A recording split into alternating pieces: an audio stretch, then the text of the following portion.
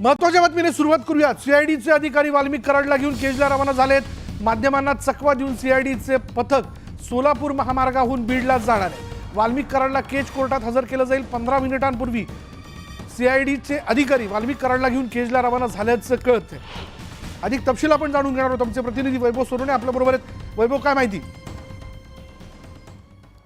विशाल, माध्यमांच्या प्रतिनिधींना चकवा देत पार्किंग मधून थेट वाल्मिक कराड याला घेऊन सीआयडीच्या अधिकाऱ्यांचं पथक जे 2 गाड्या या सोलापूर महामार्गाने थेट बीडच्या दिशेने रवाना झाल्यात।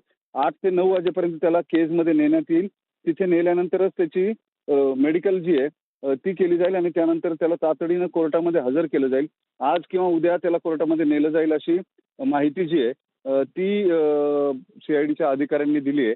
मात्र प्रत्यक्षात इथून जाताना बराच वेळ याची माहिती जी आहे ती कळू दिली गेली नाही। काही वेळानंतर आता त्यांना सीआयडीच्या अधिकाऱ्यांकडे चौकशी केल्यानंतर त्याला घेऊन पथक जे ते यापूर्वीच रवाना झाल्याची माहिती त्यांनी दिली आहे। विशाल, पुढली एकूण सगळी प्रक्रिया कशा पद्धतीने असेल? त्याला केजला नेल्यानंतर त्याची तिथं मेडिकल केली जाईल। त्यानंतर केजच्या कोर्टामध्ये त्याला हजर केलं जाईल। तो शरण आल्यापासून मी जरा तुला थांबवतो। आपल्याकडे एक्सक्लुझिव्ह व्हिज्युअल्स आलेले आहेत। वाल्मिक कराडला केजला सीआयडीची टीम जी ती घेऊन जाते सोलापूर महामार्गाने। खरं तर माध्यमांना चकवा देऊन ही सगळी टीम जी आहे ती आता निघालेली आहे आणि त्याची दृश्य आम्हाला प्राप्त झालेली आहेत। ही दृश्य आपण बघू शकतो। एका दुचाकीवर आमच्या प्रतिनिधींनी घेतलेली ही दृश्य जी आपल्यापर्यंत पोहोचली आहेत, ज्यामध्ये आपण पाहू शकतो की वाल्मिक कराडला घेऊन सीआयडी टीम जी आहे ती आता केजच्या दिशेनं रवाना झाली आहे। सोलापूर महामार्गे ते केजला जाणार असल्याचं कळतं। केजला गेल्यानंतर त्याला कोर्टात हजर केलं जाईल, अर्थात तिथं त्याची मेडिकल करण्यात येईल आणि त्यानंतर पुढला तपास जो आहे तो केला जाईल। पोलीस कोठडी जी आहे ती मागितली जाईल या सगळ्या प्रकरणामध्ये, कारण चौकशी करणं महत्त्वाचं आहे, चौकशी करणं बाकी आहे। आणि ही दृश्य आपल्या हाती आलेली, ज्या दृश्यांमध्ये आपण पाहू शकतो आमच्या प्रतिनिधींनी दुचाकीवर असताना ज्या वाहनातनं वाल्मिक कराडला केजला नेलं जाते त्या वाहनाची दृश्य घेतलेली आहेत।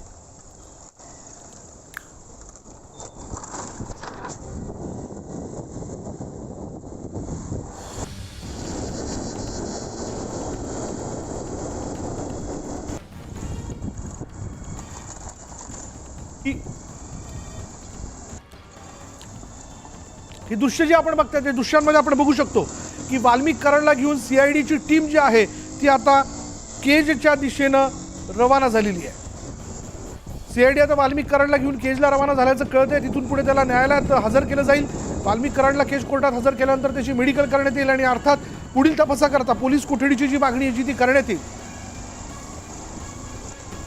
आणि रात्री ही टीम पोहोचणार असल्या कारणाने आता विशेष बाब म्हणून रात्री रिमांडच्या संदर्भातली सुनावणी व्हावी अशी मागणी जी आहे ती केली जाते किंवा तशी विनंती न्यायालयासमोर ठेवण्यात आलेली आहे।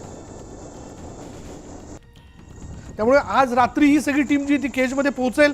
त्यामुळे रात्रीच्या रात्री ही सुनावणी जी ती व्हावी, कारण ना आरोपीला किंवा संशयिताला ताब्यात घेतल्यानंतर ठराविक काही कालावधीमध्ये त्याला न्यायालयात हजर करणं फार आवश्यक असतं आणि गुन्हा जो आहे तो बीड जिल्ह्यात घडलेला आहे। त्यामुळे अर्थात जे ज्युरिडिक्शन आहे तिथे जाऊन न्यायालयात हजर करणं आवश्यक असल्या कारणाने आज रात्री त्याला रिमांड मिळण्याच्या संदर्भात सुनावणी घेतली जावी अशी विनंती जी आहे ती सीआयडी कडनं माननीय न्यायालयाला करण्यात आली आहे। विशेष बाब म्हणून ही सुनावणी व्हावी, कारण यापूर्वी सुद्धा अशा काही केसेसमध्ये अशा प्रकारची सुनावणी जी ती घेण्यात आल्याची माहिती आहे। त्यामुळे वाल्मिक कराडच्या संदर्भात देखील जर आपण पाहिलं, सकाळी त्यांनी शरण येणं, त्याच्यानंतर आपण पाहिलं तर आता एक साधारण 5 ते 6 तास पुण्यामध्ये थांबल्यानंतर माध्यमांना चकवा देत सीआयडीची टीम त्याला केजच्या दिशेने घेऊन निघालेली आहे।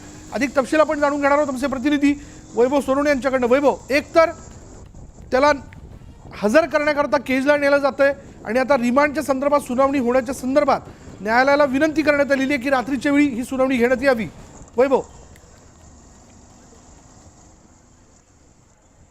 विशाल, जी माहिती आपल्याला मिळते त्यानुसार सीआयडीचं पथक हे केजच्या दिशेने बीडच्या दिशेने रवाना झालेलं आहे। साधारण 15 मिनिटांपूर्वी माध्यमांना चकवा देत मागच्या बाजूनं ही गाडी जी आहे त्या गाडीमध्ये पोलिसांच्या सीआयडीचं पथक 2 गाड्या वाल्मिक कराडला घेऊन बीडच्या दिशेने रवाना झाल्यात। सोलापूर महामार्गावरून ते केजला जातील। जी माहिती आपल्याला मिळते त्यानुसार 24 तासामध्ये त्याला न्यायालयामध्ये हजर करावं लागतं. त्यामुळे आजच्या ऐवजी उद्या सकाळी सुद्धा त्याला न्यायालयात हजर केलं जाऊ शकतं किंवा तातडीनं प्रक्रिया जी आहे ती त्याच्या सुरक्षेची जबाबदारी लक्षात घेता आजही न्यायालयाला विनंती करून त्याची मेडिकल करून त्याला न्यायालयात हजर केलं जाऊ शकतं. एकदा रिमांड घेतला की त्याला 3-4 दिवस या तपासाच्या हिशोबानं परळीच्या किंवा बीडच्या बाहेर सुरक्षेच्या दृष्टिकोनातून ठेवलं जाऊ शकतं. या सगळ्याची खबरदारी जी आहे ती सीआयडीच्या अधिकाऱ्यांकडून घेतली जाते. एकूण जो कम्युनल स्ट्रेस आहे किंवा तणाव जो आहे वातावरणामध्ये तो संवेदनशील प्रकरण असल्यामुळे आणखी वाढू नये किंवा दंगल सदृश्य परिस्थिती होऊ नये, दोन गटांमध्ये काही वादावादी होऊ नये, या सगळ्याच्या दृष्टीनं खबरदारी घेण्याची जबाबदारी जी आहे ती प्रशासनाची आणि त्या दृष्टीनं हे सगळं नियोजन जे आहे ते केलं जातंय. विशाल. वैभव, आता एकूणच आपण जर पाहिलं तर पुढली कायदेशीर प्रक्रिया जी लक्षात घेतली आपण तर अर्थातच पोलीस कोठडीची मागणी करण्यात येईल. रात्री रिमांडच्या संदर्भात सुनावणी करण्याबाबत विनंती करण्यात आलेली आहे. आपण बघतोय माध्यमांना चकवा देऊन सीआयडीचं पथक जे आहे ते आता केजच्या दिशेनं रवाना झालंय.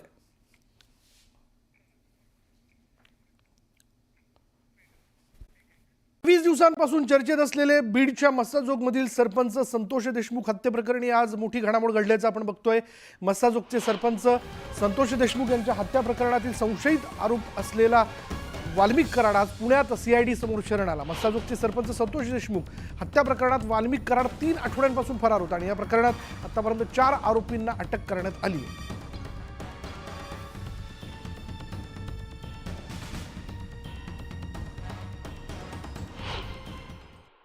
हे त्यांच्यासोबत गाडीत बसून आलेत. तुमचं नाव काय, तुम्ही कुठून सोबत आले त्यांच्या आणि कधीपासून हे ठरलं होतं सरेंडर होणार आहे? माझं नाव शरद मुंडे, हां. मी नगरसेवक आहे. हां. आणि ज्या वाल्मिक अण्णा कराडांवर हे आरोप केले जातात हां. ते तोतांड खोटे आहेत. हां. नाही पण तुम्ही रात्री कुठे होते? त्यांच्या बरोबर आले तुम्ही? बीडची गाडी आहे, तुम्ही पण बरोबर होते का गाडीत? हां, तुम्ही कुठून आले बरोबर? आम्ही आता देवावरून आलो. कुठल्या देवाला गेले होते? ह्याला आपल्या ते कोणतं श्री स्वामी समर्थ कोणतं अक्कलकोटला. अक्कलकोट. रात्री तुम्ही अक्कलकोटवरून आले हो, का? अक्कलकोट. मग 8 दिवस कुठे होते? 8 दिवस कुठं ते होते मला माहित. मग तुम्हाला कधी भेटले? मंदिरात भेटले मला. हां? कुठल्या मंदिरात? अक्कलकोट. अक्कलकोटच्या मंदिरात. तुम्ही कधीपासून मुंडे साहेब बरोबर आहे त्यांच्या? नगरसेवक आहे तुम्ही? परवा हां? दिवशीपासून परवापासून? हो. परवा कुठे होते ते? परवा इथंच होते. कुठे? इथंच होते ना पुण्यात. परवा पुण्यात होते. हो. आणि मग ते अहो, गुन्ह्याबद्दल बोला ना. हा? गुन्ह्याबद्दल बोला ना तुम्ही. पुन्हा तोच खंडणीचा शोधतायत काय पोलिसांना, काय हजर का नाही झाले? स्वतः काय स्वतः ते खरं खरं तथ्य बघा ना. काय? तथ्य बघा ना अहो गुन्ह्याचं पण मग तथ्य त्याचा बघा. तपास करायला त्यांनी हजर नको का व्हायला? हो, हजरच झालेत ना. आपण मग 10 दिवस का नाही झाले तेच विचारतो आम्ही. स्वतःहूनच हजर झालेत ना. बरोबर आहे, पण ते 10 दिवस का नाही आले तेच तर विचारतात. सगळे लोक आरडाओरडा करतात ना, खोटं- यांना एवढं कळत आहे साहेब- खरं आहे खोटं आहे, म्हणजे साहेब- हजर का नाही आले? साहेब, कोर्टा गुन्ह्यामध्ये कुणी पण घेतो. बर. हे भेणारच ना. हा? खोट्या गुन्ह्यामध्ये कोणी पण भेटतो ना. कसं काय घाबरणार तुम्ही? बरं 2-3 दिवस कुठं फिरले? थांबा की 2 मिनिटं बोलू. कुठं होते 2-3 दिवस? 2 दिवस कुठं होते तुम्ही? 2 दिवस? हा? 2-3 दिवस कुठं होते तुम्ही? कुठं होते म्हणजे अहो म्हणजे बरोबर कुठं फिरत होते? पुण्यातच होते. आणि काय करत होते? बरोबर हे वाल्मिक कराड यांच्या गाडीमध्ये ते आले. 3 दिवसापासून वाल्मिक कराड यांच्या सोबत ते राहत होते आणि त्यांचं म्हणणं आहे काल रात्री अक्कलकोटला दर्शन घेऊन वाल्मिक कराड आले. आता त्यात तथ्य किती आहे हे माहिती नाही, मात्र प्रत्यक्षात काही कार्यकर्ते जे आहेत हे कार्यकर्ते इथं आले आणि ते वाल्मिक कराडांच्या गाडीत होते. आपण सगळ्यात पहिल्यांदा वाल्मिक कराडांची गाडी जेव्हा आतमध्ये आली तेव्हा आपण लाईव्ह केलं श्वेता, आणि त्यांना हे सगळे प्रश्न विचारलेले होते. 2 दिवस तुम्ही कुठे होतात किंवा काय? त्यांनी थेट हात जोडले वाल्मिक कराडांनी आणि ते या सगळ्या प्रकारामध्ये काहीही बोल